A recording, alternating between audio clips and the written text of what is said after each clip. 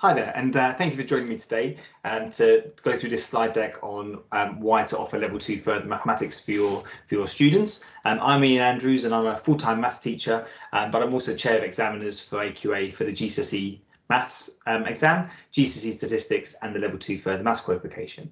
And so hopefully over this slide deck, I can give you a bit of a flavour of how I found teaching the Level 2 further maths course over the last 10 or so years, and hopefully make it nice and clear to you how you could maybe offer it in your school. So like I say, I've been teaching it for over 10 years now. It was initially the old specification, and more recently, sort of 2019 onwards, the newer specification.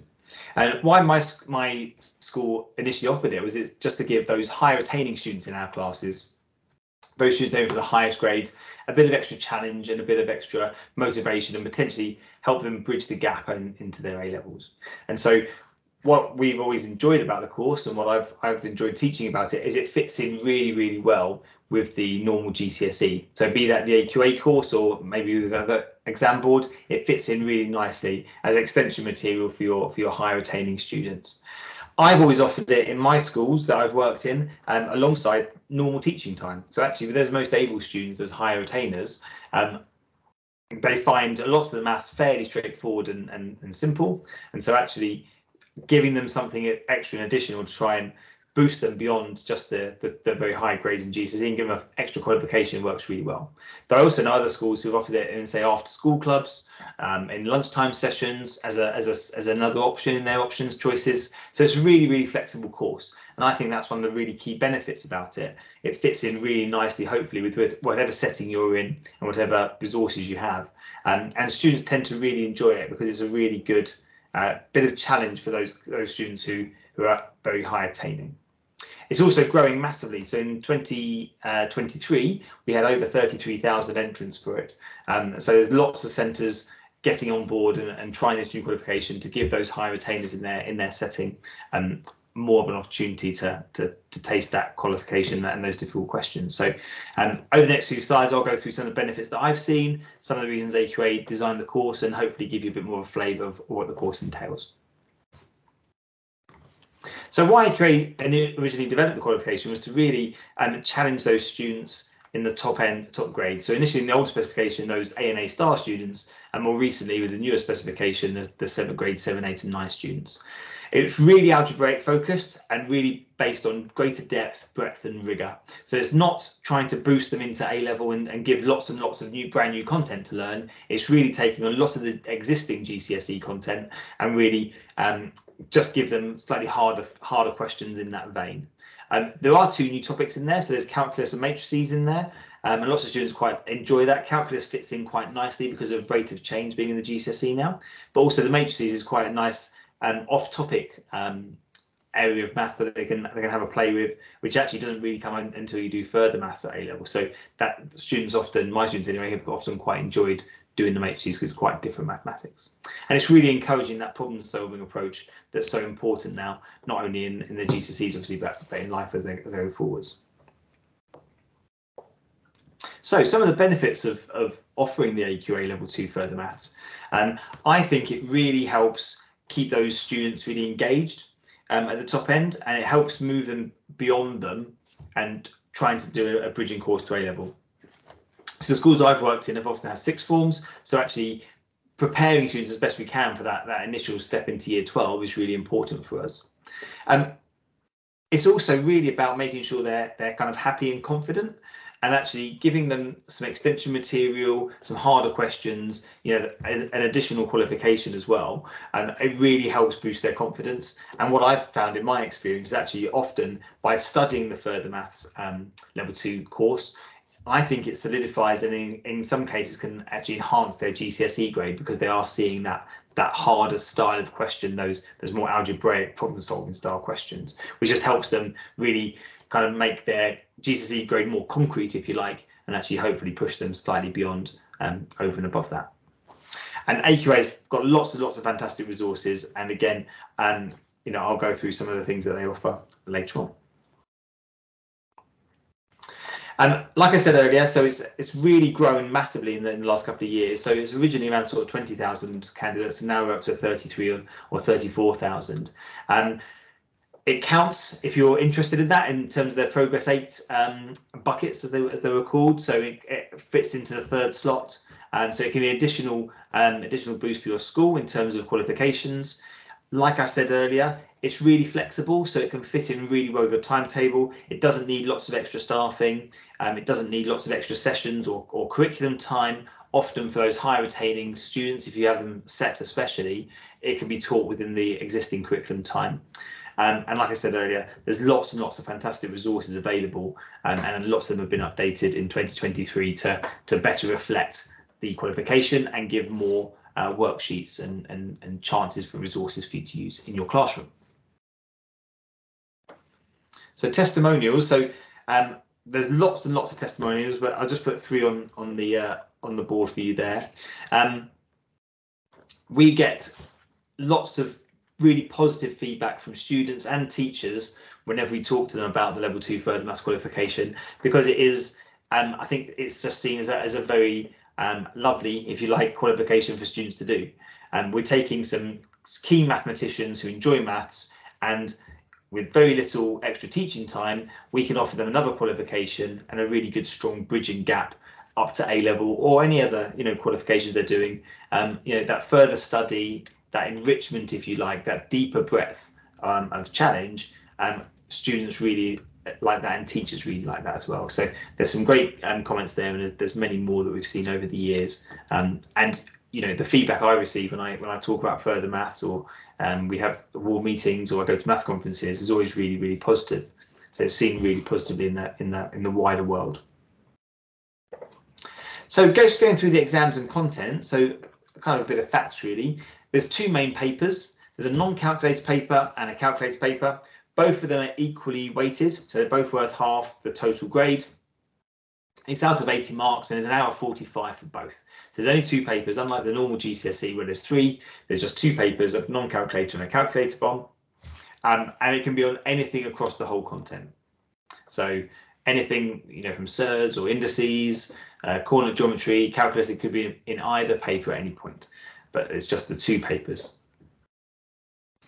And in terms of content, like I said, the main bulk of the content is extension of GCSE work. So there's lots of number, lots of algebra work, some geometry and coordinate geometry, so things like circles. And then there's 2 additional topics of calculus and matrix transformations, which are brand new content. Well, the calculus, I would probably argue, is a slight extension of the rates of change content in the GCSE, but matrix transformations is certainly new. Again, it's slightly extensions of the vector geometry that you see in GCSE. Typically, when I've taught it, the calculus and the matrix transformations, we typically cover in, say, 3 or 4 lessons towards the end of year 11. So the rest of the topics we sort of sprinkle throughout, if you like, when it makes sense to. But those 2 newer topics we sort of leave to the end and do them. But again, it's very flexible, so you can add it into your setting whenever you wish.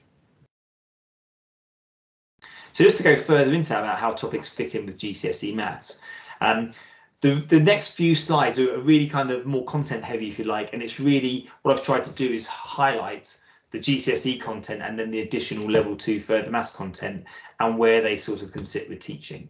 And like I say, when I've taught it in my settings, traditionally, I've taught it as an extension within those GCSE topics, apart from that calculus and matrices work. But again, on the AQA website, the All About Maths website, there's a couple of fantastic PowerPoints that can really give you sort of schemes of learning. So a scheme of learning that fits alongside the GCSE, a scheme of learning that fits along completely on its own within 1 year. So again, there's that really nice flexibility. So on the left-hand side, you can see there's all the traditional GCSE topics, and on the right-hand side, I've highlighted the additional further maths content, and the highlighted ones are over and above kind of new content, if you like, in terms of the actual level 2 further maths. Just going into a bit further detail of that, when I've been teaching expanding double and triple brackets with my higher retainers in, say, year 10 or year 11, often they don't need lots of practice on that. They may have seen something at Key Stage 3. Once they've got the hang of it, moving from double brackets to triple brackets isn't really that much of a challenge. And so actually expanding using Pascal's triangle and expanding, a plus b, for example, to the power 4 to the power 5, and understanding the coefficients there, is just one nice step kind of slightly beyond those expansions of double and triple brackets. Same thing with that sort of Pythagoras and trigonometry. There's a slight addition in terms of finding the angle between lines or between planes or two planes, for example. And again, it's just adding that little slight layer of complexity on top of work they've already done. Some of the black topics there, like more complicated indices and solving, more challenging rationalizing the denominator, those are really just extensions of the GCSE. So they're just slightly harder variations of those types of questions. And what's really helpful with these resources is even if you're not entirely sure about offering level 2 further maths, all these resources are free and available to you, and they're fantastic extension material for your students. And then the sort of final extra content here, so equations of a circle, for example. So in the further maths, it moves to where the centre is not 0, 0. Again, it's just a very nice extension to the actual GCSE content. And then further down there, you can see the differentiation, the matrices joining in. And that is kind of over and above traditional topics. But again, it fits along quite nicely with those existing topics of rates of change and vectors. So those two slides are really just to hopefully give you a flavour of the content. And I think what's really nice about the level 2 further maths content is a lot of it is extension and slight additions over and above the GCSE. It's not lots and lots of brand new content that isn't really related to things they've learned before. So it's really just challenging questions. And I've always enjoyed, having a play with those level 2 further maths questions with the GCSE class, and just give them a little extension, a little bit of extra thinking time and extra problem solving on topics that they're hopefully, especially if they're working towards a grade 7, 8 or 9, that they're feeling very comfortable and very fluent with already. So in terms of resources, the All About Maths website is fantastic for resourcing. So if you haven't done already, it's completely free for teachers. All you need to do is sign up and have an email address and be linked to a school. And then, as you can see on that slide there, all the content for the GCSE and statistics, but also level 2 further maths and etc. is on there. And really for the level 2 further maths, to help you teach it for the first time, there's the route maps that I mentioned earlier. So there's 2 PowerPoints outlining a potential flow of how you would get through the content, either alongside the GCSE or as a standalone offering. There's the specification and teaching guidance documents, which are really helpful in terms of, and that's where I built those 2 tables from in terms of the GCSE content and the additional maths content. There's level 2 further maths worksheets, and they've just been revamped recently to give a far wider coverage. So all the major topics in the level 2 further maths now have extension questions and worksheets all available for you there. Like I say, they're completely free of charge, and they're really excellent resources in terms of exam style questions or textbook style questions on those topics there, where you might just want to find as a teacher some really good resources to ask your students. There's lots and lots of practice papers on there. There's the new specification past papers, and there's also the old specification past papers. The old specification past papers are certainly worth having a look at and using. Whilst the content isn't exactly the same between them, there is a large overlap. So there's an extra bank of resources there in terms of some really good challenging papers from the past. Also, if you've ever used the GCSE maths site, there's mock analyzers on there. So what you can do is you can download a spreadsheet, and AQA have created this, and it red, amber, greens for your students at a question level on a certain paper. And that's really good for students to have a question level analysis of their paper, find their strengths and find their weaknesses, and they've all been created there, and they'll be created ongoing for all the new exams. And also, alongside the All About Maths website, there is Exam Pro. Exam Pro is you have to pay for it, but it's quite a low fee, I believe. And on there, as well as the GCSE maths questions, there's lots and lots of level 2 further maths questions, so you can pick and choose some questions on certain topics if you really wanted to. So in terms of AQA resources, I found in my experience, there's more than enough from the All About Maths website and matched with Exam Pro in terms of finding those resources and those sorts of questions that you might want to push and supply to your students in terms of working forwards. Like I said, there's the All About Maths website. completely free. You just need a school email address, and it generally is you sign up very quickly. But like I say, it's not just for level 2 further maths. There's core maths on there, A level maths, every maths qualification AQA offer, and it's certainly worth a look. Level 2 functional skills is also a very good option for those students at maybe the weaker end who are finding it difficult. But yeah, all about maths, that's the place to go. So in terms of contacting us, here's our friendly maths curriculum team. Andrew Taylor, hopefully you recognise, as the head of curriculum for maths at AQA. Now, I do work for AQA as a chair of examiners, but like I say, I'm a full-time head of maths. Well, I was head of maths in a school.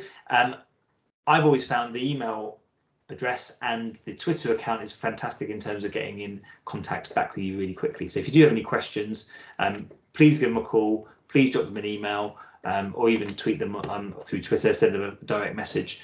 They're very, very good at getting back to you in terms of specific questions, or if you want any more details in terms of the specification, any of their offering, but especially the level 2 further maths. So thank you very much for your time. I hope you have found it interesting, and hopefully you can go and have explore the All About Maths website, especially have a look at the resources and have a look if it's something that you can then offer your students. I know from my experience, students have got an awful lot out of the course, and I think if you can offer it to them within your setting, you'll find it a very rewarding and rich experience. So thank you very much for your time. All the best.